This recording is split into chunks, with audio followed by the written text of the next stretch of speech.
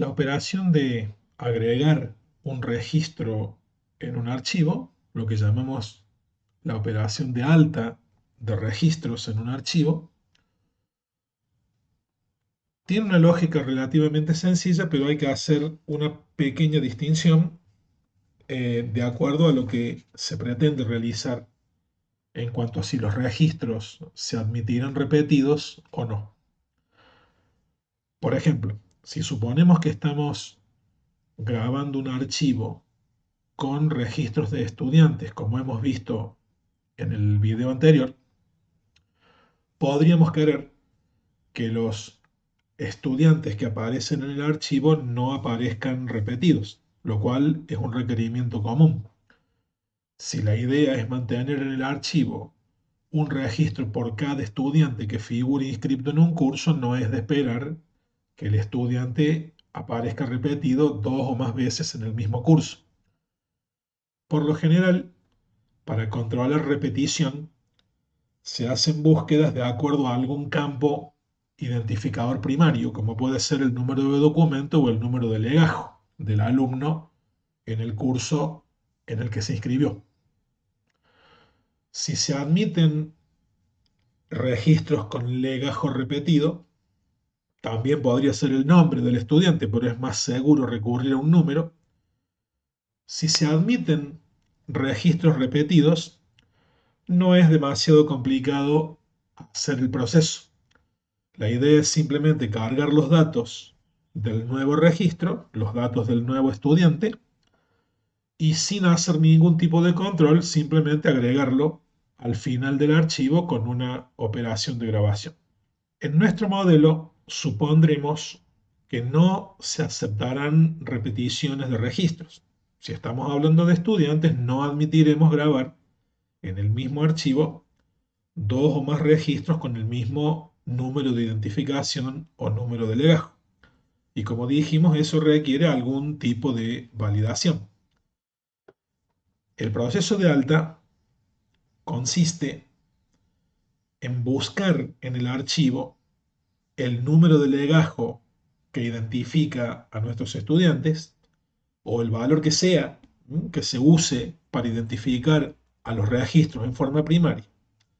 De alguna manera hay que entrar al archivo y buscar entre los registros que ya existen si alguno de ellos tiene ese identificador primario ya cargado. Bueno, si no se encuentra ningún registro cargado en el archivo con ese identificador, con esa clave, se carga el resto de los datos del registro nuevo, se crea un registro nuevo con los datos cargados. En ese registro nuevo obviamente se pone el campo de marcado lógico en true y se agrega el nuevo registro al final del archivo. Y si el valor que estamos buscando, el identificador primario o clave que estamos buscando ya estaba en el archivo contenido en algún registro, rechazamos esa alta y pedimos que se cargue de nuevo otro valor para proceder a una alta nueva. Como en el archivo se debe buscar un registro con el identificador dado y eso requiere lecturas, y al mismo tiempo en el mismo archivo se requiere poder grabar al final del mismo el nuevo registro en caso de no haberlo encontrado, y esto implica que en el mismo archivo debemos poder hacer entonces varias lecturas en los lugares en donde sea necesario y al menos una grabación. El archivo debe estar abierto en un modo que permita lecturas y grabaciones al final. Por lo tanto, el modo de apertura, cuando queremos hacer una alta, debe ser el modo A más B. Si el archivo no existía, con el modo A más B se garantiza que el mismo será creado. Y en caso de existir previamente, se agregarán nuevos registros cuando pidamos hacer una grabación. El siguiente proceso importante que nos queda por ver, porque de alguna manera ya hemos explicado cómo hacer una baja en términos generales y cómo hacer una alta en términos generales, es el de modificación de registros. Y aquí se van a presentar algunos inconvenientes que tendremos que mostrar cómo resolver. En principio, la operación de modificación impone buscar el registro que se quiere modificar dentro del archivo y una vez encontrado, de alguna manera ofrecer al usuario un menú a través de la pantalla para cargar los nuevos datos en reemplazo de los anteriores que se quisieron cambiar. Es típico que no se permita el cambio del campo que sirve como clave o identificador del registro por distintos motivos que aquí no vienen al caso explicar. Es normal que al hacer una pantalla de modificación de registro y programar ese proceso, se permita la modificación de la mayoría de los campos que componen el registro, pero no se permita a través de este proceso la modificación del campo clave. Si el registro que estamos manejando es el de estudiantes y estamos usando como clave para identificarlo al legajo, pues con la rutina de modificaciones ofreceríamos la posibilidad de cambiar el número, el promedio, perdón, y el nombre, pero no el número de legajo. La operación podría describirse en términos generales más o menos de la siguiente forma. Se pide cargar por teclado el identificador del registro cuyos datos queremos modificar, se busca el registro en el archivo, en caso de encontrarlo, leemos ese registro y acá deben recordar que cuando se lee un registro de un archivo, esa lectura nos trae a la memoria principal una copia del registro que está en el disco. A partir de esa lectura tenemos dos copias del registro, uno en la memoria, porque lo acabamos de leer, y el registro original con sus datos originales en el disco. Pero en la memoria estamos trabajando con la copia. Recordemos esto. Una vez tenida la copia en memoria, mostramos en pantalla un menú para permitirle al usuario que elija qué campo quiere cargar y el usuario carga y cambia lo que quiera cargar, pero los cambios que está haciendo los está haciendo en la memoria. Cuando llegue el momento de que la modificación ha terminado porque el usuario ya modificó lo que quería modificar, debemos acordarnos que el registro que tenemos modificado en la memoria debe grabarse en el disco para que se actualice también la versión original del registro en el archivo. Y aquí tenemos algún pequeño inconveniente que tenemos que manejar. En principio, cuando se termina la modificación del registro en memoria, tenemos que grabar ese registro en el mismo lugar en donde ese registro estaba en el disco. Y en principio eso no es problema. Pero hay un inconveniente que tenemos que prever y eventualmente solucionar. ¿Cuál es ese inconveniente? El registro modificado en memoria podría quedar después de la modificación con un tamaño en bytes diferente al que tenía el registro original grabado en disco. Por ejemplo, supongamos que en el disco el registro original en el campo nombre tenía grabada la cadena ANA, que tiene 3 caracteres y ocupará la cantidad de bytes que correspondan a 3 caracteres. Pero supongamos que ese campo debe ser modificado y cuando el usuario pidió modificar el campo, cambió el nombre Ana por Ana María, que tiene por lo menos 6 caracteres más que el nombre Ana original. La cadena Ana María en memoria y en disco va a ocupar más bytes que las que ocupaba la cadena original Ana. El nuevo registro tendrá por lo menos 6 bytes más que el original. Entonces tenemos esta situación.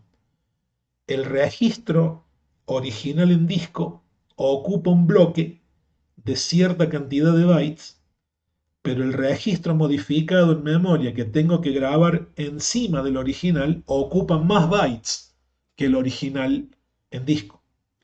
La situación que se produciría aquí, si desconocemos este hecho, es que al grabar el nuevo registro, el registro cambiado, para que pise al registro original, se perderían bytes del registro siguiente,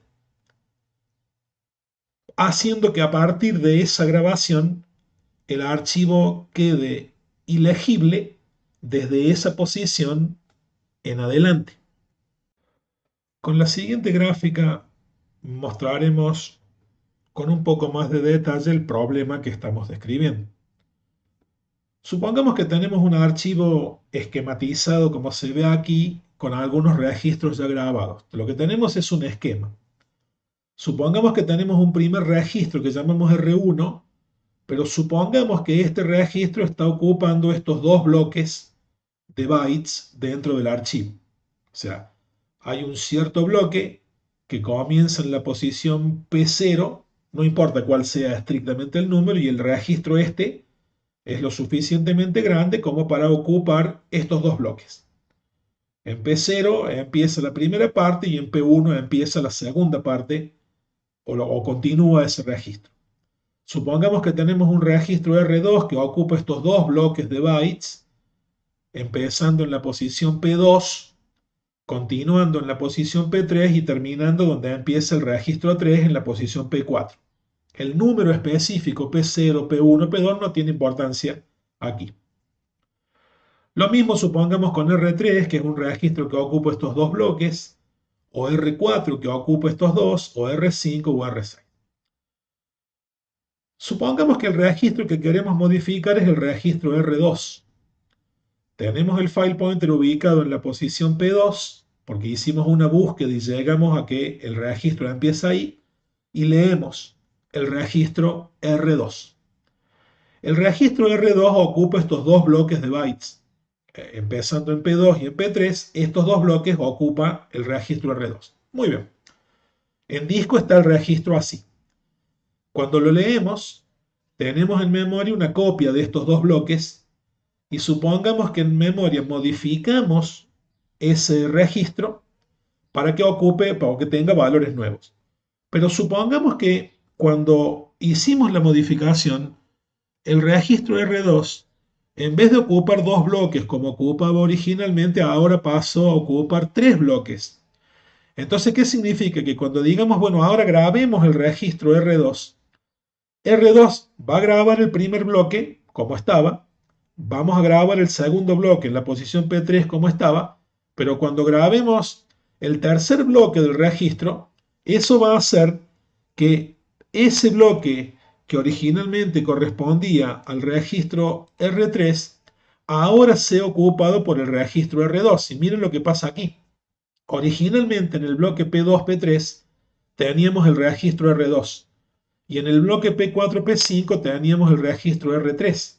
Pero como R2 aumentó su tamaño cuando hicimos la modificación y grabamos en el mismo lugar, R2 pasó a ocupar los bloques P2, P3 y P4, pisó parte del contenido que originalmente le correspondía a R3 y ahora en el bloque P4, en lugar de comenzar el registro R3, está la parte final del registro R2. A partir de la posición P4 en adelante, este archivo, leyéndolo con load, como hemos hecho hasta aquí, se vuelve ilegible. ¿Por qué? Porque si load empieza a intentar leer en la posición P4, ahí no empieza un registro, ahí termina el registro R2 y no hay información para que el load pueda recuperar un registro completo. Y si intentamos leer con load a partir de P5, en P5 está la parte final del antiguo registro R3, pero en P5 no hay ninguna información que permita reconstruir el registro R3.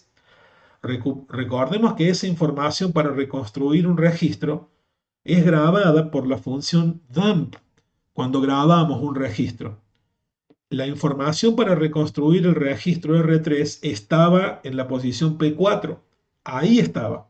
Si load comienza a leer un registro en P4 y ahí estaba la información de P3, se puede recuperar el registro R3 sin problemas.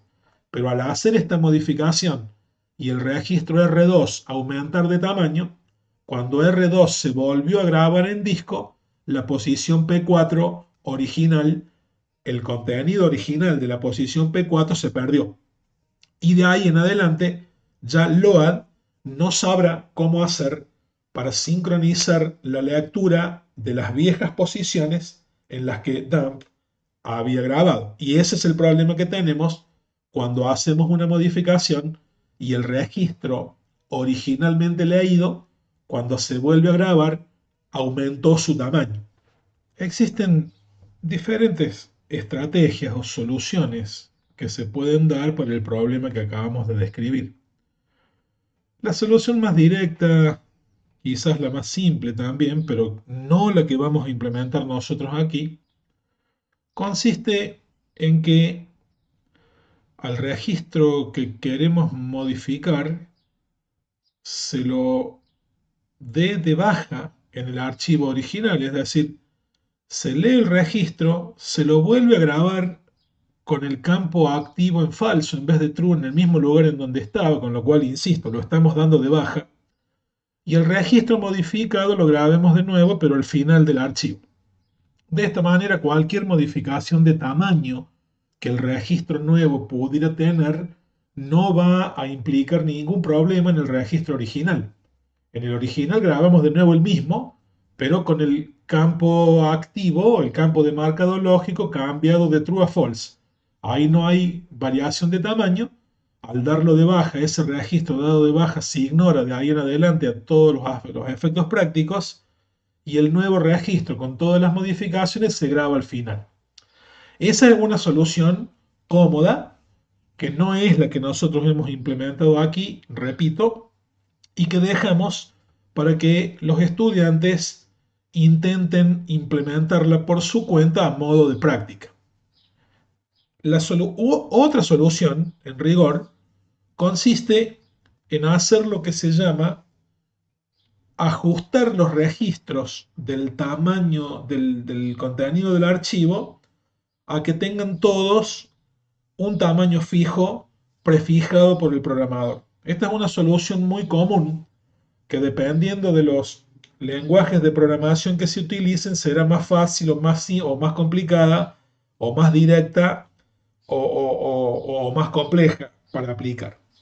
Nos interesa mostrar los detalles de cómo podríamos hacer esto en Python para que quede la técnica incorporada, más allá de que quizás en Python aplicar esta idea no sea lo más simple, sino la técnica que describimos hace un rato de dar de baja el registro original y grabar al final el registro modificado.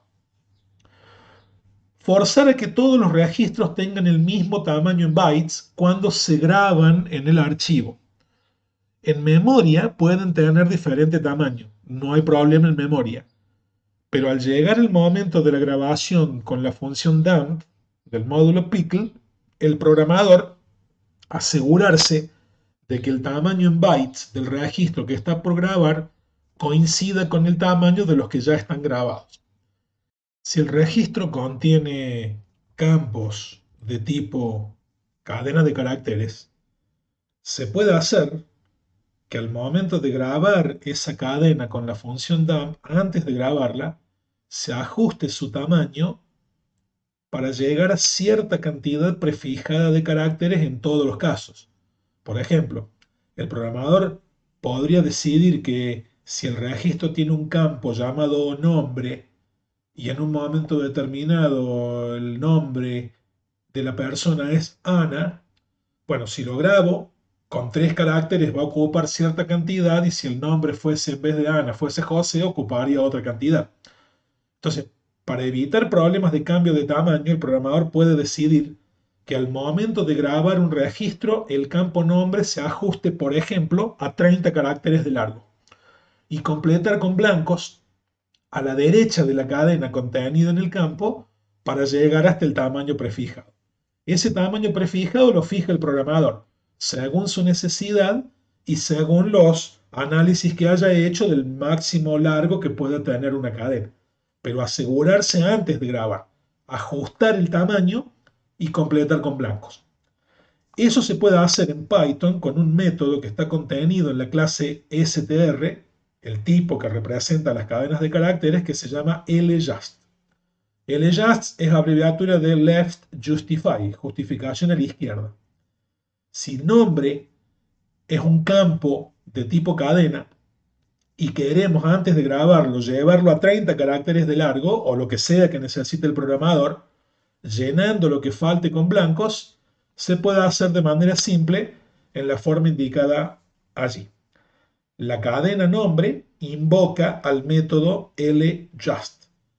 El primer parámetro es la cantidad de caracteres de largo a la que queremos que se ajuste la cadena nombre. Y en caso de que esa cadena no llegue a 30 caracteres, completar a la derecha del valor contenido con el carácter indicado aquí, que es un blanco. Esto va a hacer que si la cadena nombre, por ejemplo, contenía la cadena Ana, luego de llamar a ljust, nombre va a seguir conteniendo la cadena Ana, pero completada con 27 blancos a la derecha, de manera tal que la longitud de la cadena después de la llamada a ljust es 30. La cadena así ajustada a 30 caracteres de largo con blancos al final es devuelta por just y se guarda en la misma variable nombre. La variable nombre original contenía el nombre Ana de 3 caracteres de largo y después de esta línea la variable nombre contiene la misma cadena Ana pero de 30 caracteres de largo con 27 blancos a la derecha. Esto es algo muy práctico, muy común y es una manera de permitir que las cadenas se ajusten a cierto tamaño prefijado. Ahora bien, el método, algún detalle, digamos, ¿no? El método ljust no trunca el contenido de una cadena si la longitud original de la misma ya era mayor al valor recibido como parámetro. Es decir, por ejemplo, si la variable de nombre contenía el nombre Alejandro, ¿sí? Y llamamos a ljust para ajustarla a 5 caracteres, la cadena de vuelta va a ser la misma Alejandro, que tiene más de 5 caracteres y sin agregarle blancos en ninguna parte, porque just no trunca la cadena si la misma ya era más larga que la longitud a la que quería extenderla. Si queremos que la cadena se trunque en caso de ser más larga, que podría ser una solución prevista por el programador, o sea, yo preveo que el nombre de una persona no tiene que tener más de 30 caracteres de largo, si viene uno más largo lo trunco. Bueno, esa es una solución medio drástica, pero válida. ¿Cómo se puede forzar el truncamiento? Con un corte de índices como indicamos aquí. Fíjense, si la cadena tiene o vale la expresión Domingo Faustino Sarmiento, que tiene más de 20 caracteres, y llamamos a ljust para que la complete con 20 blancos a la derecha, no lo va a hacer. Y va a devolver en la variable nombre la misma cadena Domingo Faustino Sarmiento, sin completarla con blancos y sin cortarla tampoco. Pero si hacemos algo como nombre y entre corchetes un corte de índices como el que se ve, empezar en la posición 0, incluido el 0, y llegar hasta la 20 sin incluirlo, empezando en el 0 y terminando en el 19 son 20 caracteres. Lo que me está pidiendo este corte de índices es tomar la subcadena que empieza en la posición 0 y termina en la 19, tomar esa subcadena y asignarla en la variable nombre. Con lo cual, solamente se van a asignar los primeros 20 caracteres y el resto se van a perder. En este caso, la llamada just no provoca ningún efecto, pero el corte de índices permite truncar la cadena. A hacer eso que estamos haciendo en la línea roja y de última, a hacer las dos cosas que estamos mostrando aquí en la segunda y en la tercera línea, se puede hacer con una sola instrucción como la que estamos viendo acá abajo. Llamar a ljust para que lleve la cadena a 20 caracteres de largo con blancos, y si la cadena de vuelta tiene más de 20 caracteres porque tendría que haberla truncado y no la truncó, porque ya era más larga, este corte de índices que agregamos al final, a la cadena de vuelta por el just, la trunca, y el resultado es lo que asigna en la variable nombre. Ahora bien, ¿qué pasa si en el registro existe algún campo numérico de tipo int? Que casi siempre hay alguno. En Python, si una variable es de tipo int, la cantidad de bytes que esa variable ocupa es diferente de forma dinámica de acuerdo al valor contenido. Un valor pequeño puede ocupar un solo byte y un valor un poco más grande puede ocupar 2 o 4 u 8 o la cantidad de bytes que Python determine que necesita para representar ese número en binario. Y la asignación de los bytes a una variable de tipo entero en Python se resuelve de manera automática. Así que a priori, a priori, no tenemos garantía de que dos registros que tengan campos de tipo int ocupen grabados en disco el mismo lugar, la misma cantidad de bytes, porque todo va a depender del valor que esté contenido en ese campo. Bueno, este es otro de los problemas que un programador enfrenta si está trabajando en Python, no en otros lenguajes. Una manera de evitar este problema en Python, una forma, es a los campos que sean de tipo numérico entero, antes de grabarlos, convertirlos a una cadena de caracteres de tamaño fijo. Con la función str convertimos el valor y con el adjust lo ajustamos al tamaño que queramos con blancos al final. Lo grabamos así en disco y cuando recuperamos el registro para volver a tenerlo en memoria y operar con él, a los campos que hayan sido convertidos a cadena de esta forma, volver a convertirlos a número y en el programa utilizarlos como número. Eso en el programa que nosotros estamos mostrando no está aplicado. Estamos asumiendo que el número de legajo, que es el único campo de tipo entero, va a tener siempre un valor representado con la misma cantidad de bytes y no nos vamos a hacer problema por ello. Pero si los estudiantes quieren aplicar esta idea, queda como tarea y como ejercicio para que cada uno la vea. Esa es otra.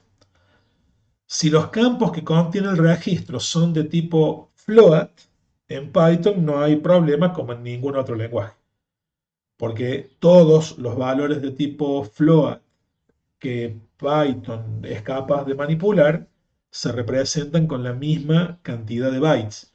No importa el valor que sea, si es representable en memoria con la precisión de 8 bytes que Python maneja para los tipos flotantes, entonces el número ocupará siempre la misma cantidad de bytes cuando se grabe en disco e incluso en memoria. Los campos de tipo float no serían un problema. Con las cadenas de caracteres podemos operar en la forma indicada y con los campos de tipo numérico entero podemos hacer lo que estamos indicando aquí, entre otras ideas. En el programa que nosotros estamos mostrando, el único campo con el que hemos trabajado para garantizar tamaño fijo es el nombre. El legajo y el promedio los hemos dejado como venían, asumiendo que la cantidad de bytes aplicada para cada uno al grabarse en disco sea la misma. Con los enteros eso podría fallar y una solución es la que estamos indicando en el segundo párrafo en esta presentación.